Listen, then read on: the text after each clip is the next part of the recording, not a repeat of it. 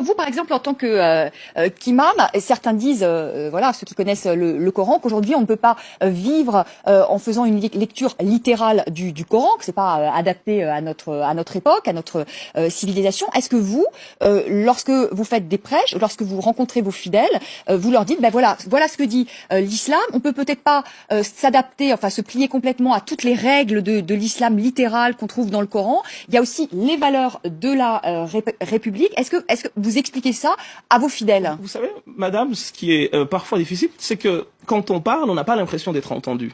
Je l'ai dit dans les colonnes d'un journal qui est français, je le citerai, le Nouvel Obs, que la France appliquait plus la charia que tous les autres pays musulmans. Et c'est ça. Là, vous y allez peut-être un peu fort quand même, non? Parce qu'on l'applique pas. Pardonnez-moi, mais on l'applique pas en France. Parce que vous êtes mal informée, madame. Et c'est ce qui est regrettable dans tout cela. Et je m'en porte responsable, comme beaucoup, parmi les personnes qui font que justement on comprend mal l'islam. L'islam vise 5 objectifs, madame, qu'on appelle maqasid de sharia, les objectifs. C'est le droit de croire ou de ne pas croire, le droit à la vie, le droit à la propriété privée, le droit d'être intelligent et le droit à la succession de l'espèce. Ces 5 objectifs sont les objectifs de ce qu'on appelle charia. Charia, c'est pas lapider des gens.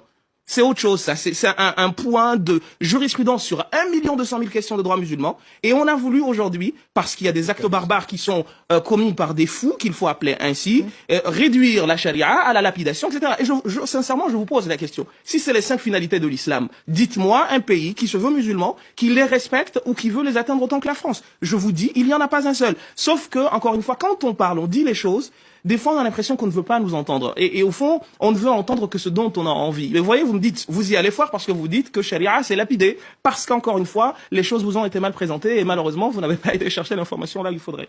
Rafil, est-ce que le CFCM représente les musulmans de France? Non, moi-même, je vous le dis. Hein. Non. Mais ce que dit, en fait, le problème qui se pose et que ressentent la majorité des musulmans, c'est que ils se considèrent comme des suspects. En fait, on peut pas être entièrement français quand on est musulman. Et c'est quelque chose qui produit, malheureusement, des effets très très graves, parce que finalement les jeunes qui partent ou qui sont partis pour le djihad, etc., eh bien dans ce genre de discours, ils trouvent la raison de leur qui justifie le prétexte, en se disant de toute façon, je ne serai jamais français entièrement parce que je m'appelle Mohamed ou parce que je suis considéré comme musulman, alors qu'il vaudrait être considéré à part entière, comme des Français à part entière, et l'histoire s'arrêterait là. Et sincèrement, quand je vois le Premier ministre, quand je vois le gouvernement s'intéresser à cette question, je me dis, mais là on est en train de bouger le curseur vers des questions qui ne sont pas les vrais problèmes. Le vrai problème de Mera, de Koulibaly et des Kouachi, c'est un problème qui n'a rien à voir avec les mosquées parce qu'ils ne les fréquentaient pas. Et c'est aussi quelque chose que l'on ne dit pas. C'est un problème socio-éducatif qui devrait être traité comme tel, mais on nous vient avec des solutions religieuses alors que ces jeunes-là, je ne les connais pas en tant qu'imam.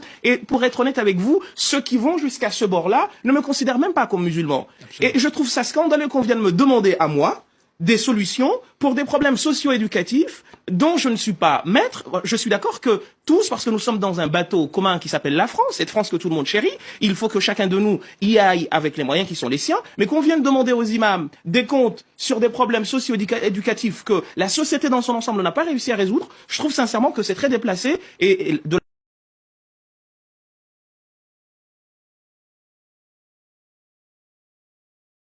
Ce que Daesh a fait, les amis, il faut avoir le courage de le dire. Tout ça, c'est dans le droit musulman. Et celui qui n'assume pas cela, pour moi, est malhonnête. Et il suffit de le regarder. Posez-moi toutes les questions que vous voulez sur ce que Daesh fait, je vous dirai dans quel chapitre c'est écrit. Tout. Il n'y a pas une seule action que Daesh commet qui n'est pas dans le droit musulman.